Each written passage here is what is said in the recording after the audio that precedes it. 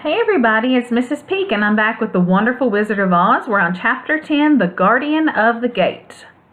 It was some time before the Cowardly Lion awakened, for he had lain among the poppies a long while, breathing in their deadly fragrance. But when he did open his eyes and roll off the truck, he was very glad to find himself still alive. "I ran as fast as I could," he said, sitting down and yawning. "But the flowers were too strong for me. How did you get me out?" Then they told him of the field mice, and how they had generously saved him from death. And the Cowardly Lion laughed, and said, "I have always thought myself very big and terrible, yet such little things as flowers came near to killing me, and such small animals as mice have saved my life. How strange it all is! But comrades, what shall we do now?" "We must journey on until we find the road of yellow brick again," said Dorothy, "and then we can keep on to the Emerald City." So the lion, being fully refreshed and feeling quite himself again, they all started upon the journey, greatly enjoying the walk through the soft, fresh grass. And it was not long before they reached the road of yellow brick and turned again toward the Emerald City where the great Oz dwelt. The road was smooth and well paved now, and the country was beautiful, so that the travelers rejoiced in leaving the forest far behind, and with it the many dangers they had met in its gloomy shades. Once more they could see fences built beside the road, but these were painted green, and when they came to a small house in which a farmer evidently lived, that also was painted green. They passed by several of these houses during the afternoon, and sometimes people came to the doors and looked at them as if they would like to ask questions, but no one came near nor spoke to them because of the great lion, of which they were very much afraid. The people were all dressed in clothing of a lovely emerald green color, and wore peaked hats like those of the Munchkins. "This must be the land of Oz," said Dorothy, "and we are surely getting near the Emerald City." "Yes," answered the Scarecrow, "everything is green here, while in the country of the Munchkins blue is the favorite color. But the people do not seem to be as friendly as the Munchkins, and I'm afraid we shall be unable to find a place to pass the night." "I should like something to eat besides fruit," said the girl, "and I'm sure Toto is nearly starved. Let us stop at the next house and talk to the people." So when they came to a good-sized farmhouse, Dorothy walked boldly up to the door and knocked. A woman opened it just far enough to look out and said, "What do you want, child, and why is that great lion with you?" "We wish to pass the night with you, if you will allow us," answered Dorothy, "and the lion is my friend and comrade, and would not hurt you for the world." "Is he tame?" asked the woman, opening the door a little wider. "Oh, yes," said the girl, "and he is a great coward, too. He will be more afraid of you than you are of him." "Well," said the woman, after thinking it over and taking another peep at the lion, "if that is the case, you may come in, and I will give you some supper and a place to sleep." So they all entered the house, where they were, besides the woman, 2 children and a man. The man had hurt his leg and was lying on a couch in the corner. They seemed greatly surprised to see so strange a company, and while the woman was busy laying the table, the man asked, "Where are you all going?"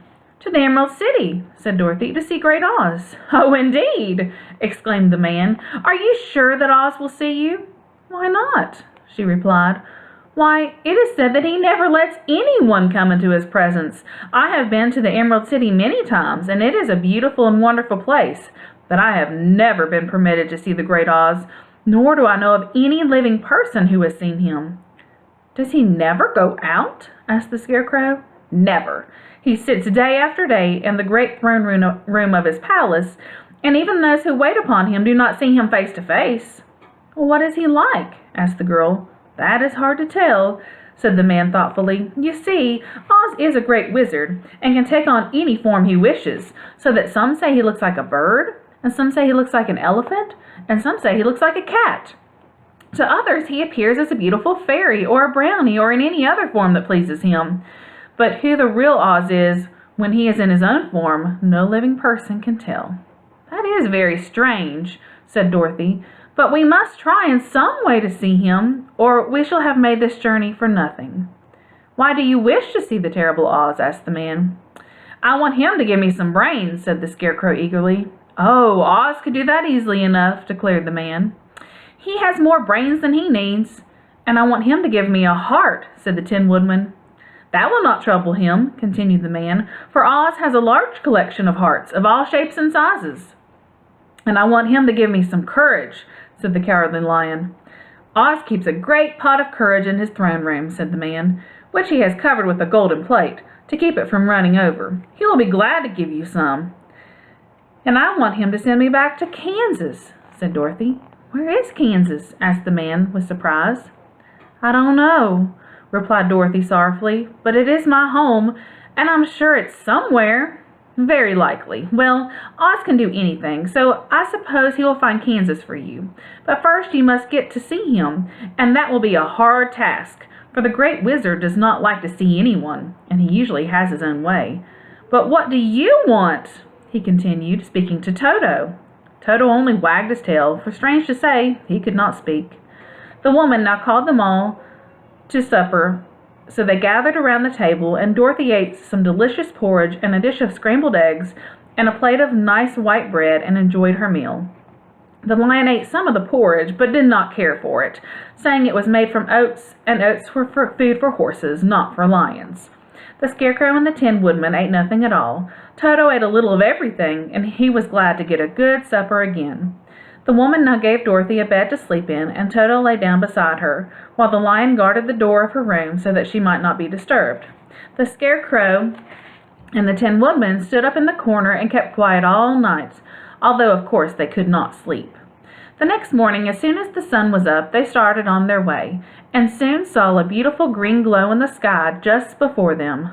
"That must be the Emerald City," said Dorothy. As they walked on, the green glow became brighter and brighter, and it seemed that at last they were nearing the end of their travels. Yet it was afternoon before they came to the great wall that surrounded the city. It was high and thick and of a bright green color.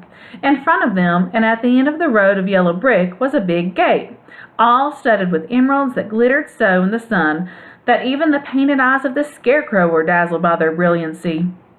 There was a bell beside the gate, and Dorothy pushed the button and heard a silvery tinkle sound within.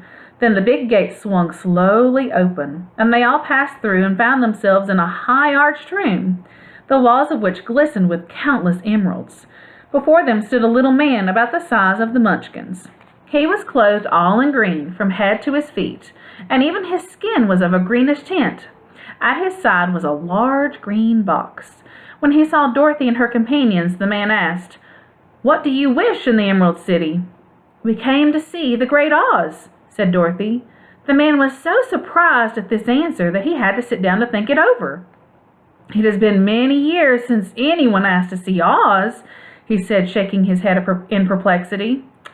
"He is powerful and terrible, and if you come on an idle or foolish errand to bother the wise reflections of the Great Wizard, he might be angry and destroy you all in an instant." "But it is not a foolish errand, nor an idle one," replied the Scarecrow. "It is important, and we have been told that Oz is a good wizard." "So he is," said the Green Man, "and he rules the Emerald City wisely and well. But to those who are not honest, or who approach him from curiosity, he is most terrible, and few have dared ask to see his face. I am the guardian of the gates, and since you demand to see the Great Oz, I must take you to his palace. But first, you must put on the spectacles." "Why?" asked Dorothy. "Because if you do not wear spectacles, the brightness and glory of Emerald City would blind you. Even those who live in the city must wear spectacles night and day. They are all locked on, for Oz so ordered it when the city was first built, and I have the only key that will unlock them." He opened the big box, and Dorothy saw that it was filled with spectacles of every size and shape. All of them had green glasses in them. The guardian of the gates found a pair that would fit Dorothy and put them over her eyes. There were 2 golden bands fastened to them that passed around the back of her head, where they were locked together by a little key that was at the end of a chain the guardian of the gates wore around his neck. When they were on, Dorothy could not take them off had she wished, but of course she did not wish to be blinded by the glare of the Emerald City, so she said nothing. Then the Green Man fitted spectacles for the Scarecrow and the Tin Woodman and the Lion and even little Toto, and all were locked fast with the key. Then the guardian of the gates put on his own glasses and told them he was ready to show them to the palace. Taking a big golden key from a peg on the wall, he opened another gate, and they all followed him through the portal into the streets of the Emerald City. And that's the end of the chapter. I'll see you next time. Bye.